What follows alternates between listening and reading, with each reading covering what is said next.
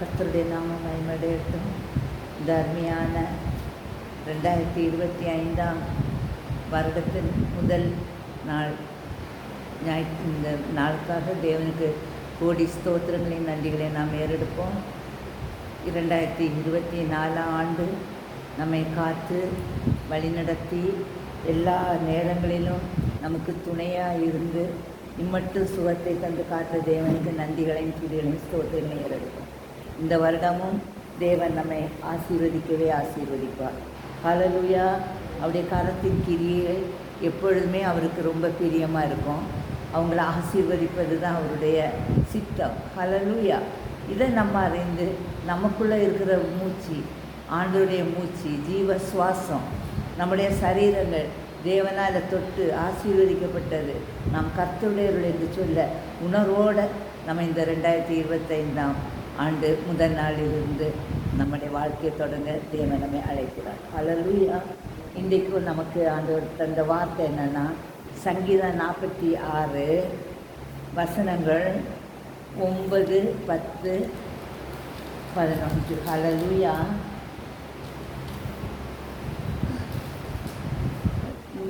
நீங்கள் 9, அவர் பூமியின் கடைமுனை மட்டும் யுத்தங்களை ஓய பண்ணுகிறார், வில்லை ஒடித்து ஈட்டியை மிதிக்கிறார், ரதங்களை நெருப்பினால் சுட்டரிக்கிறார். நீங்கள் அமர்ந்திருந்து நானே தேவன் என்று அறிந்து கொள்ளுங்கள். ஜாதிகளுக்குள்ளே உயர்ந்திருப்பேன், பூமியிலே உயர்ந்திருப்பேன். சேனையின் கர்த்தர் நம்மோடு இருக்கிறார், யாக்கோபின் தேவன் நமக்கு உயர்ந்த அடைக்கலமானவர். ஹல்லேலூயா. சேனையின் கர்த்தர் நம்மோடு இருக்கிறார், யாக்கோபின் தேவன் நமக்கு உயர்ந்த அடைக்கலமானவர். அருமையான ஒரு வார்த்தை அவர் நமக்கு தந்திருக்கிறாரு. அவர் பூமியின் கடைமுனை மட்டும் யுத்தங்களை ஓய பண்ணுகிறார். ஹல்லேலூயா. அவர் யாருன்னா, அவர் சமாதானக்காரனர். ஹல்லேலூயா. ஆமென். அவருடைய பிறப்பு, அவர் சமாதானக்காரனர். அப்போ அவருக்கு ஏமே இல்லைன்னா, பூமியின் அதன் குடிகளும் சந்தோஷமாக இருக்கணும், சமாதானமாக இருக்கணும், யுத்தங்கள் இருக்கக்கூடாது, சண்டங்கள் இருக்கக்கூடாது, வில் எடுத்து எறியுது, அம்பு எடுத்து நம்மளை இது பண்ணது, ரதங்களை மேலே ஏற்றுது, இப்படிப்பட்ட தீய சக்திகளின் வல்லமைகள் நம்மை மேற்கொள்ள கூடாது என்பது பிதாவுடைய சித்தம். ஹல்லேலூயா. அவர் என்ன சொல்கிறேன்னா, நானே கர்த்தர், நானே சகலத்தையும் உண்டாக்குனேன், நான் உண்டாக்குன எல்லாமே எனக்கு கீழ்ப்படிந்ததாக இருக்குது. அப்போ நீங்களும் என்னுடைய வார்த்தைக்கு கீழ்ப்படிந்து நீங்கள் அமர்ந்திருந்து நானே தேவன் என்று நீங்கள் அறிந்துட்டீங்கன்னா நீங்கள் ஆசீர்வதிக்கப்பட்டவர்கள். ஹல்லேலூயா. அமர்ந்திருந்தனா இயேசு கிறிஸ்துடைய விலையேறப்பெற்ற இரத்தத்தினால நம்ம கழுவப்பட்டோம். அவருடைய வார்த்தையின் வல்லமை, அபிஷேகம் நமக்குள்ளே இருக்குது. அப்போ அந்த விசுவாசத்தினால உலகத்தை ஜெயிக்கிறவர் நமக்குள்ளே இருக்கிறார் என்று உணர்வோடு நம்ம அமர்ந்திருக்க வேண்டும். ஹல்லேலூயா. பூமியில் பிரச்சனைகள் உண்டு, கலக்கங்கள் உண்டு, கவலைகள் உண்டு, கண்ணீர்கள் உண்டு.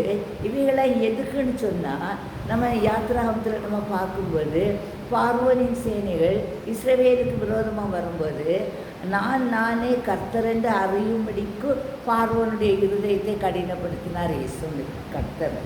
ஹல்லேலூயா. அப்போ இன்றைக்கு நமக்கு வருகிற பிரச்சனைகளுக்கெல்லாம் காரணம் என்னன்னா, அவரே கர்த்தர் என்று நாம் அறிய வேண்டும். ஹல்லேலூயா. எவ்வளோ பயங்கரமான பிரச்சனைகள். ஆனால் அவர் சொன்னார், நீ பயப்படாத, கலங்காத, நீ நின்று கொண்டு பாரு, இன்னைக்கு கண்ட எய்த்தியை நீ நாளைக்கு பார்க்க மாட்டா.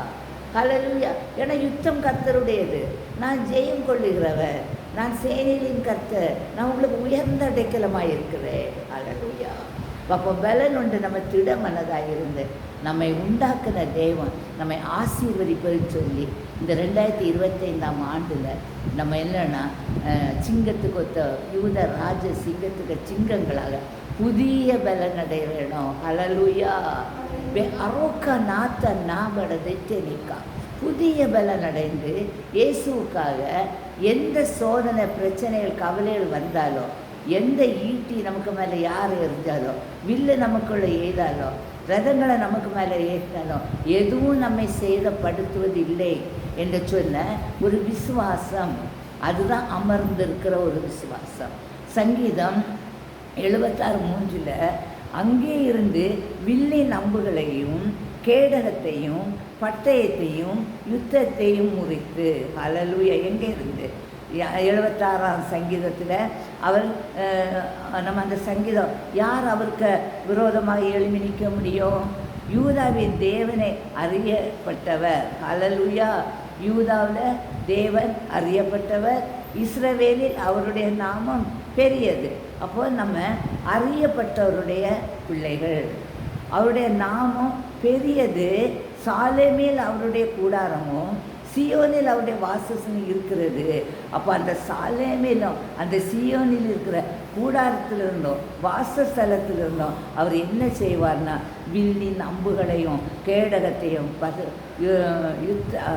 பட்டயத்தையும் யுத்தத்தையும் அவர் முறித்து போடுவார். ஹல்லேலூயா. அப்போ நம்மை காண்கிற தேவன் ஜீவனுள்ள தேவனாக, நம்மை காண்கிற தேவன் உயிருள்ள தேவனாக, உறங்குவதும் இல்லை தூங்குகிறதும் இல்லை. நம்முடைய உள்ளம் கையில் அவர் வரைந்து வைத்திருக்கிறார். ஹல்லேலூயா. ஒரு பிள்ளைகளெல்லாம் நம்ம படிக்கும் கொசு கடிச்சிடக்கூடாது, தூங்கும்போது நம்ம அந்த காலத்தில் ஃபேன் இருக்காது, இல்லைன்னா மஸ்கிட்டோ நெட் இருக்காது. அப்போ இந்த அம்மாமார் என்ன செய்வாங்க, பிள்ளைகளுக்கு காற்று வீசுதோ கொசு அடிக்குதோ பத்திரமா கண்ணும் கரைவழி போல் ஒரு மனுஷிகளை நம்மளே எப்படி பார்க்கணுன்னா, நம்மை சிருஷ்டித்த தேவன், நம்மை உயர்ந்த அடைக்கலமானவர், நம்மளை எவ்வளவு நேர்த்தியாய் பார்ப்பார். ஹல்லேலூயா. அதனால அருமையான தேவனுடைய பிள்ளைகளே, நீங்கள் எந்த சூழ்நிலையிலையும் நீங்கள் கலங்கக்கூடாது.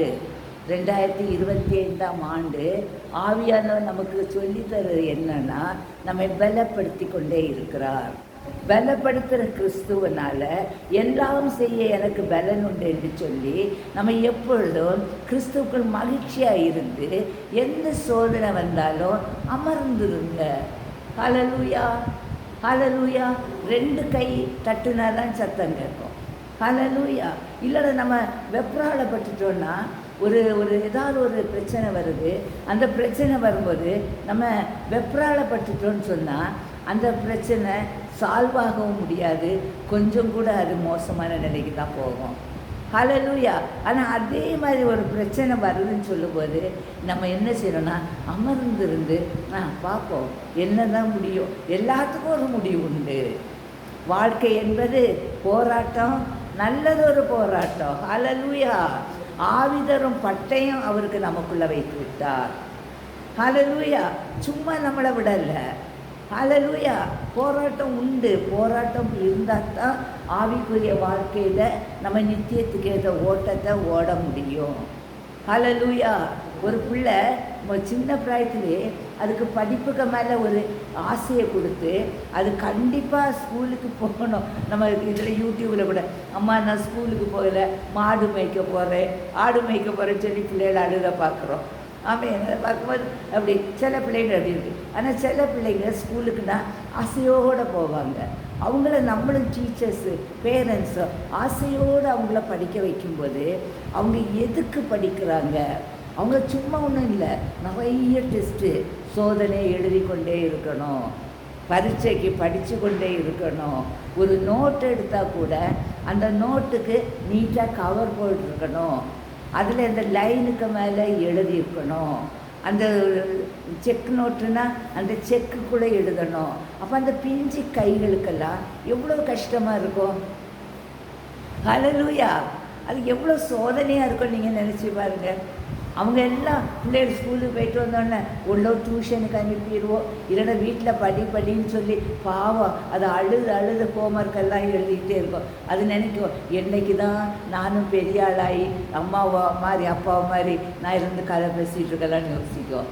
ஆனால் இல்லை, அது சோதனை. அது பரீட்சை எழுதி எவ்வளோத்துக்கு அது படித்து ஹையர் மேலே போகிறாங்களோ கடைசியில் அவங்களே ஒரு தீசிஸ் கண்டுபிடிக்க அளவுக்கு ஒரு சயின்டிஸ்ட் மாதிரி ஒரு ஞானவான் ஆகும்போது அந்த பிள்ளைக்குள்ள வேல்யூ வித்தியாசம்தான். அதே போல தான் நம்ம கர்த்தருடைய பிள்ளைகளுக்கோ சோதனை பந்தயத்தை நம்ம ஓடுகிறோம், ஒழுங்கின்படி ஓடணும். ஹல்லேலூயா. ஹல்லேலூயா. அந்த சோதனைகளை ஒழுங்கின்படி நம்ம சந்திக்கணும், வசனத்தின்படி சந்திக்கணும், வாக்குத்தத்தத்தின்படி நம்ம சந்திக்கணும். ஆண்டவர் என்ன சொல்லுகாரோ அதை கேட்கும்படிக்கு நமக்கும் ஆண்டவருக்கும் நடுச்சோறு இருக்கக்கூடாது. ஹல்லேலூயா. இன்றைக்கி நம்ம ஜெபம் பண்ணும்போது ஒருத்தருக்கு ஆவியானவர் சொன்னார், சில காரியங்கள் அவங்கள டிஸ்டர்ப் பண்ணதுனால ஆண்டோடைய சத்தத்தை கேட்கறதுக்கு சரியாக முடியலை. ஹல்லேலூயா. அது நமக்கு தெரியாது, ஆனால் ஆவியானவருக்கு தெரியுது. அவர் தீர்க்க தரிசனமாக அந்த பிரச்சனையிலிருந்து அவங்க விடுவிக்க வேண்டும் என்பது பிதாவுடைய சித்தனால அவர் வெளிப்படுத்தி விட்டார். ஹல்லேலூயா. இதே மாதிரி ஒவ்வொரு காரியங்களும் நமக்கு வெளிப்படாத மறைப்பொருள்கள் மூலமும் நம்முடைய வாழ்க்கையில் ஓட வேண்டிய போராட்டத்தை நல்ல முறையில் ஓட விடாதபடி தடை செய்கிற சத்துருக்களின் வல்லமையை அழிக்கும்படிக்கு தேவ ஞானம் நமக்குள்ளே தரப்பட்டு இருக்கிறது. ஹல்லேலூயா. அப்போ அந்த ஞானத்தை நம்ம கேட்டு வாங்கணும். நம்ம ஓடும்போது நிறைய பிரயாணத்தில் மேடு உண்டு, பள்ளங்கள் உண்டு, மிதித்திடுவோம், தாண்டிடுவோம். ஹல்லேலூயா. சும்மா பெட் ஆஃப் ரோசஸ் கிடையாது, எல்லாம் முட்கள் தாண்டா. ஹல்லேலூயா. அப்போ நீங்கள் என்ன செய்யணும்? எல்லாமே தாண்டி தாண்டி தாண்டி தாண்டி தாண்டி தான் வரணும். ஹல்லேலூயா. உண்மையான கர்த்தருடைய பிள்ளைகளுக்கு அந்த பிரச்சனை தாங்க முடியாத அளவுக்கு அந்த பிரச்சனை இருக்கும். ஆனால் வார்த்தை என்ன சொல்லுன்னா, உன் திராணிக்க மேலே நான் உன்னை சோதிக்க மாட்டேன். அப்போ நீங்கள் வேதத்தில் வசனங்கள் உங்களுக்குள்ள உங்கள் எலும்புகளுக்குள்ளோ நரம்புகளுக்குள்ளோ மேரோக்குள்ளே அடைப்பட்டு இருந்தால் தான் அந்த மூச்சு விட்டு வரும்போது ஐயோ உயிரோடு இருக்கவே முடியலையே ஐயோன்னு சொல்லும்போது, மகளே திராணிக்க மேலே சோதிக்க மாட்டேன்னு சொல்ல வார்த்தை உனக்குள்ளே வரும்போது நீ என்ன செஞ்சிருவான்னா பலன் அடைந்துருவாய். ஹல்லேலூயா.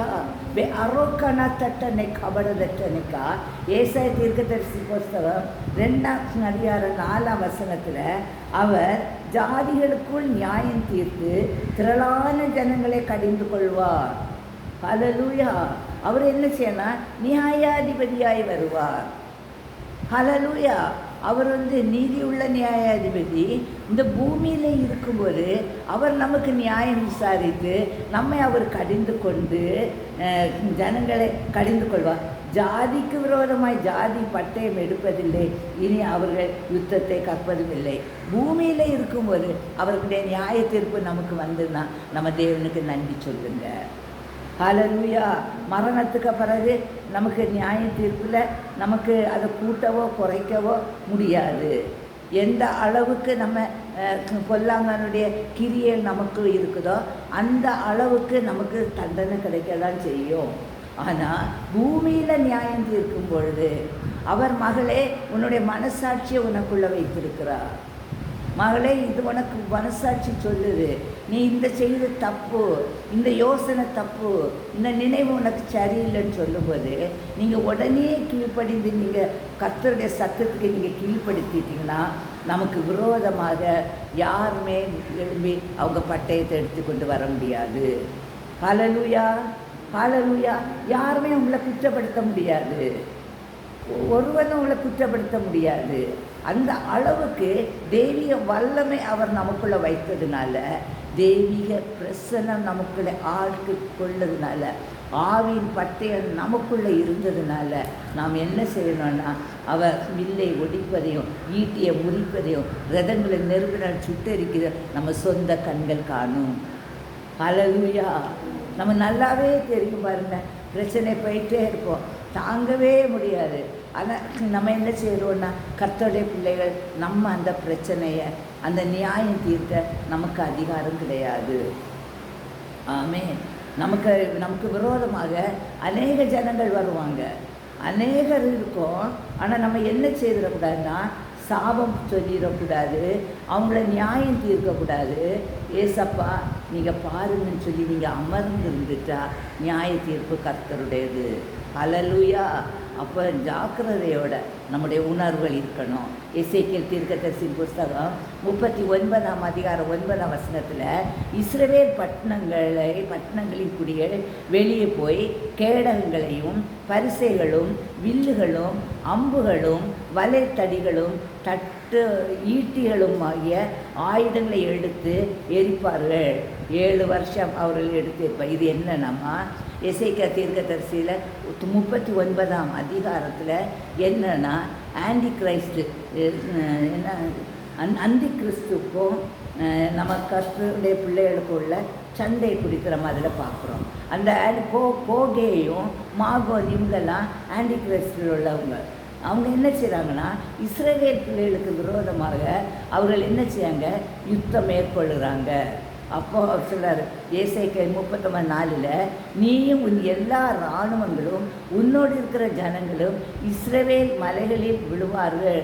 இஸ்ரவேல் மலைகளில் விழுவார்கள். என்ன செய்வாங்கன்னா உராஞ்சுகிற சகலவித பட்சிகளும் வெளியின் மிருகங்களும் உன்னை இரையாக கொடுப்பேன். ஆண்டவருடைய பிள்ளைகளை மாத்திரம் தொடுவதற்கோ எதிராக வருவதற்கோ ஆண்டவர் சம்மதிக்கவே மாட்டார். இந்த 39ஆம் அதிகாரத்தில் அதுதான் கர்த்தருடைய பிள்ளைகளுக்கு அவர் எவ்வளவு பாதுகாப்பாக இருந்து நீ அமர்ந்திருந்த நானே தேவன் என்று அறிந்து கொள்ளக்கூடிய அளவுக்கு இஸ்ரவேல் மக்களை அவர் வேலியடைத்து பாதுகாக்கிறாரு. அல்லேலூயா. அந்த கோகேயையும் மாகேயையும் அவர் என்ன செய்ய அழிச்சு போட்டார். 39:6-7 நான் மாகோனிடத்திலும் தீவுகளில் நீர் விசாரமாக குடியிருக்கிறவரிடத்திலும் அக்கினியை அனுப்புவேன். அப்பொழுது நான் கர்த்தர். யார் எல்லாம் கர்த்தருடைய பிள்ளைகளுக்கு விரோதமாக ஆன்டி கிரைஸ்ட் எதிராக கிரியை செய்கிற அவர்களுக்கு விரோதமாக இவர் அக்கினியை அனுப்பி அவங்கள அவர் எரித்து போடுவார். எவ்வளோ ஒரு பயங்கரமான பட்சிக்கிற அக்கினி. என் பிள்ளையை தொட்டியன்னா என் கண்மணியை தொடுறவன் என் பிள்ளை யாரும் தொடக்கூடாது. ஹல்லேலூயா. பின்ன நீங்கள் எதுக்குமா பயப்படணும்? கடைமனை மட்டும் யுத்தங்களை ஓய பண்ண தேவன் நமக்கு இருக்காரு. நமக்கு விரோதமாக வருகிற வில்லை ஒடிச்சிடுவார், ஈட்டியை முறிச்சிடுவார், ரதங்களை நெருப்பின சுட்டெரிச்சிடுவார். உனக்கு விரோதமாக கோகையும் மாகையும் வந்தால் அவங்கள அக்கினியில் சுட்டெரிச்சிடுவாங்க. எந்த சத்துரு வந்தாலும் அவங்கள எல்லாம் அழித்து போடுகிற தேவன் நம்முடைய தேவனாக இருக்கிறார். இவ்விதமான நான் என் ஜனங்களின் இஸ்ரவேலின் நடுவிலே என் பரிசுத்த நாமத்தை தெரிவிப்பேன். அவங்க தீயால் எரிக்கும்போது அக்கினியால் எரிக்கும்போது நினைப்பாங்க, ஐயோ நம்ம இதில் 8 இருக்கோம். இஸ்ரவேலுக்குள்ள வித்தியாசத்தை காணும்போதும் பார்ப்போம். இஸ்ரவேல் 2 பேரும் அவருடைய பிள்ளைகளுக்கும் தேவன் அறியாதவங்களுக்கும் வித்தியாசத்தை காண்பிக்கிற தேவன் நம் தேவன். ஹல்லேலூயா. ஏன்னா நம்ம ஆராதிக்கிற தேவன் பரிசுத்தமுள்ள தேவன். அவருடைய பிள்ளைகளாகிய நம்மையும் பரிசுத்தமாய் பாதுகாப்பது அவருடைய வேலை. அதனால் உபத்திரம் உண்டு. உபத்திரம் இல்லாமல் இருக்கவே முடியாது. உபத்திரம் கொடுத்து தான் ஆகணும். பிள்ளைய ஸ்கூலுக்கு அனுப்பாமல் இருக்கவே முடியாது. ஸ்கூலுக்கு அனுப்பித்தான் ஆகணும். அப்போ நம்ம சோதனைக்கு உட்படுத்தப்பட்டு போராட்டங்களில் நம்ம நடத்தப்படத்தான் செய்யணும். அதுக்கு நம்மளும் வில்லிங்காட்டு ஆண்டவருக்கு ஒப்பு கொடுக்கணும். ஹல்லேலூயா. ஏன்னா நான் ஒத்திக்கு இல்லை, என்னோடு நான் உன்னோட இருக்கிறேன், உன்னோட கூட இருக்கிறேன், உனக்குள்ளேருந்து நானே எல்லாவற்றையும் செய்வேன், நீ என்னால் மறக்கப்படுவதில்லை, உனக்கு விரோதமாக எழும்புகிற எந்த ஆயுதம் வாய்க்காது, நான் யுத்தம் கர்த்தருடையது, ஜெயமோ கர்த்தரால் வரும். இந்த வாக்கு தத்தங்களை தந்து கோ அகேன், போ மகளே, பயப்படாத பயப்படாத, இந்த சோதனையை உனக்கு தாண்ட முடியும், இந்த வியாதியிலேருந்து நீ தப்ப முடியும், இந்த பிரச்சனையிலிருந்து விடுவிக்க முடியும், இந்த கஷ்டத்திலிருந்து நீ தப்பிக்க முடியும். தப்பிக்க கூடாத காரியம் ஒன்று கூட உலகத்தில் கிடையாது. ஆமென். இந்த பாயிண்ட்டை நம்ம நினச்சிட்டோன்னா நம்ம பயப்படவே மாட்டோம். ஹல்லேலூயா. தேவனால் கூடாத காரியம் ஒன்று கூட கிடையாதுவா. இன்றைக்கி நம்ம ஒவ்வொருத்தருக்கும் வாழ்க்கையில் உள்ள பிரச்சனைகளை நீங்கள் நினச்சி பார்த்தீங்கன்னா தாங்க முடியாத பிரச்சனை, முடியுமா முடியாத பிரச்சனை. என்னுடைய வைராக்கியமான உணர்வு என்னென்னா, தேவனால் கூடாத காரியம் ஒன்றுமே இல்லை. முடியாததை முடிய வைக்க பண்ணுகிற நம் தேவன். ஆனால் நீ அந்த பாதையில் நீ கடந்து போகும்போது தான் நித்திய பாதையில் வழி சரியான மகளே, இது வழி, இதில் நடவன்னு சொல்லக்கூடிய மெல்லிய சத்தத்தை நீ கேட்க முடியும். அவருடைய சமூகம் உனக்கு முன்னாக போகிறத உன் சொந்த கண்கள் காண முடியும். பின்னால் இருந்து கோ அஹெட், போ, நீ போய் கரெக்டு, உன்னை என்கரேஜ்மெண்ட் அந்த தொனியை நீ அறிய முடியும். நீ கிறிஸ்துவுக்காக ஒரு நாளுமே நீ கலங்கி போக மாட்டா, ஒரு நாளுமே நீ சோர்ந்து போக மாட்டா. உன்னை பார்க்குறவங்க இவன் எதுக்குடா எப்போ பார்த்தாலும் துக்க முகத்தோடு இருக்க மாட்டோம். எப்போ பாருங்க நம்ம முகம் சிரித்த முகமாக, சந்தோஷமாக, சமாதானமாக, அன்பாக, கிருபையான நிறைந்த கிரியல் நிறைந்த முகங்களாக நம்முடைய முகங்கள் மாற்றப்பட்டு விடும். ஆமென், ஆமென். அதனால் நம்ம என்ன செய்யணும்னா, எப்போ பார்த்தாலுமே நம்ம முகத்தை நம்மளை அறிஞ்சு வைக்கக்கூடாது. உங்களுக்குள்ளே இருக்கிற ஆவியானவர் உங்களுக்குள்ளே இருக்கிறார். இல்லை முடிச்சுடுவார். நம்ம என்ன இல்லை இது அது, ஏன்னா அது நாம் அவருக்குள்ளும் அவர் நமக்குள்ளே இருக்கனால ஒரு வில்லோ ஈட்டிய வந்தால் முதல்ல அவருக்கு மேலே பட்டோம், அதுக்கு பிறகு தான் நம்மளை தொட முடியும். அவர்கிட்ட தொட்டு கிடையாது, இருந்துச்சு அது முறிஞ்சு விழுந்துடும். பின்ன நீங்கள் ஏன் பயப்படுறீங்க? 1 சாமுவேல் 2:4 பலவான்களின் வில் முறிந்தது, தள்ளாடினவர்களோ பலத்தினால் இடை கட்டப்பட்டார்கள். பிசாசு, சத்துரு, கோகே, மாகோ, இன்னும் கர்த்தருடைய பிள்ளைகளுக்கு, உங்கள் குடும்பங்களுக்கு, உங்களுக்கு சத்துருக்கு விரோதமாக யார் யார் உங்களுக்கு வந்தான்களோ, இந்த புதிய ஆடில் சொல்கிறாங்க, அவங்க வந்தவங்க எல்லாருடைய வில்லும் முறிந்து விட்டது. ஹல்லேலூயா, ஹல்லேலூயா. தள்ளாடினவர்கள் பலத்தினால் இடைக்கப்பட்டப்பட்டீர்கள். எந்தெந்த விஷயத்தில் நீங்கள் தள்ளாடி கொண்டு இருக்கீங்களோ சொல்லுங்கள், ஆண்டவரே இனி என் முழங்கால் தள்ளாட விட மாட்டேன், எனக்கு நீர் பலத்தை தந்துட்டீங்க, நான் அமர்ந்திருப்பேன், விசுவாசத்தில் நான் உறுதி உள்ளவளாக இருப்பேன், வாக்கு தத்தத்தில் நான் நம்பிக்கை உள்ளவளாக இருப்பேன், என்னை யாருமே சேதப்படுத்த முடியாது, கர்த்தருடைய மகிமையை நான் காண்பேன். 1 சாமுவேல் 2:6 கர்த்தர் கொல்லுகிறவரும் உயிர்ப்பிக்கிறவருமாய் இருக்கிறார், அவரை பாதாளத்தில் இறங்கவும் அதிலிருந்து ஏறவும் பண்ணுகிறவராக இருக்கிறார். ஹல்லேலூயா. ஒரு ஆளை ஆசீர்வதிக்குதோ அவர் தான், சபிக்குதோ அவர் தான், பிள்ளை தாட்சியாக இருக்குதுன்னு சரிதான், மலடி ஆக்குதான் அவர் தான். ஹல்லேலூயா. பெரியவனை ஆக்குதான் அவர் தான், சிறியவனை ஆக்குதான் அவர் தான், எல்லாமே அவர் தான். அப்போ அவருடைய பலத்தை கைக்குள்ளே நம்ம அடங்கிருந்து, ஏசப்பா உங்கள் பிரச்சனை எனக்கு போதும், உங்கள் அன்பு எனக்கு போதும்னு சொல்லி நீங்கள் என்ன செய்கிறீங்க? பயப்படாதபடி அவர் பூமியின் கடைமனை மட்டும் நமக்குள்ள யுத்தங்களை ஓய பண்ணுகிற தெய்வம், நமக்கு சமாதானத்தின் வல்லமே நமக்குள்ளே தந்து விட்டார். ஆமென், ஆமென். 2025ஆம் ஆண்டு நான் சமாதானம் இல்லைன்னு யாருமே இனி சொல்லாதீங்க. ஒரு ஓத்து எடுங்க, சமாதானக்காரனர் என்னோடு இருக்கிறார். ஹல்லேலூயா. அதனால் எனக்கு விரோதமாக எது வந்தாலும் நான் பயப்பட மாட்டேன்னு, அந்த பயப்பட மாட்டேன்னு சொல்கிற வார்த்தைக்குள்ளே அத்தனை உயிரும் அதுக்குள்ளே அடங்கணும். ஆட்டுக்குட்டியோட ரத்தம் அதுக்குள்ளே இருக்கணும், அவருடைய வாக்கு தத்தம் அதுக்குள்ளே இருக்கணும், அவருடைய வல்லம் அதுக்குள்ளே இருக்கணும், அவருடைய சத்தியம் அதுக்குள்ளே இருக்கணும், அவருக்கு ஜீவன் அதுக்குள்ளே இருக்கணும். அது இருந்தால் தான் உங்களுக்குள்ளே அது வல்லமையாக செயல்பட முடியும். ஆமென், ஆமென். அப்போ நம்ம பலன் உள்ளவர்கள். அதனால் பயந்து போகாதீங்க, அமர்ந்திருந்து கர்த்தரே தேவன் என்று நாம் அறிந்து கொள்ளும்போது நம்ம இந்த பூமியில் உலகத்தை ஜெயித்தவர்களாக 2025ஆம் ஆண்டு நம்ம நல்ல மகிமையான நடை போடுவோம். ஆண்டுடைய பிள்ளைகளாக, தைரியம் உள்ளவளாக, பலன் உள்ளவளாக இந்த ஆண்டு இனி வரும் காலங்களோ கர்த்தருடைய மகிமையை நான் காண்பேன் என்று சொல்லி நான் சொல்லணும். சேனையின் கர்த்தர் நம்மோடு இருக்கிறார், யாக்கோபின் தேவன் நமக்கு உயர்ந்த அடைக்கலம் சொல்லி அவருடைய கரத்தில் ஒப்பு கொடுத்து சந்தோஷத்தோடு புதிய ஆண்டுக்குள்ளே நம்ம பிரவேசிக்க நம்மை ஆசீர்வதித்த தேவனுக்கு கோடி ஸ்தோத்திரங்களின் நன்றிகளை ஏறெடுப்போம். தேவன் தாமே இந்த வாக்கு தத்துவத்தின்படி அவர் பூமியின் கடைமனை மட்டும் யுத்தங்களை ஓய பண்ணுகிறார், வில்லை ஒடித்து ஈட்டியை முறிக்கிறார், ரதங்களை நெருப்பினால் சுட்டரிக்கிறார். நீங்கள் அமர்ந்திருந்து இயேசுவே தேவன் என்று அறிந்து கொள்ளுங்கள். ஜாதிகளுக்குள்ளே உயர்ந்திருப்பார், பூமியிலே உயர்ந்திருப்பார். அவருடைய தெய்வீக சமாதானம் அடைக்கலம் நமக்கு என்றையும் உண்டு. அதனால் ஆசீர்வாதமான வருஷமாக இந்த இதிலிருந்து சமாதானத்தின் தேவனுடைய வாக்கு தத்தத்தின்படி வாழ்க்கையை முன்னேறி சொல்லி குடும்பங்களெல்லாம் கர்த்தருக்குள் கட்டப்பட்டு பூமியிலே உயர்ந்திருக்க தேவன் தாமே கிருபை செய்வாராக. ஆமென், ஆமென், ஆமென்.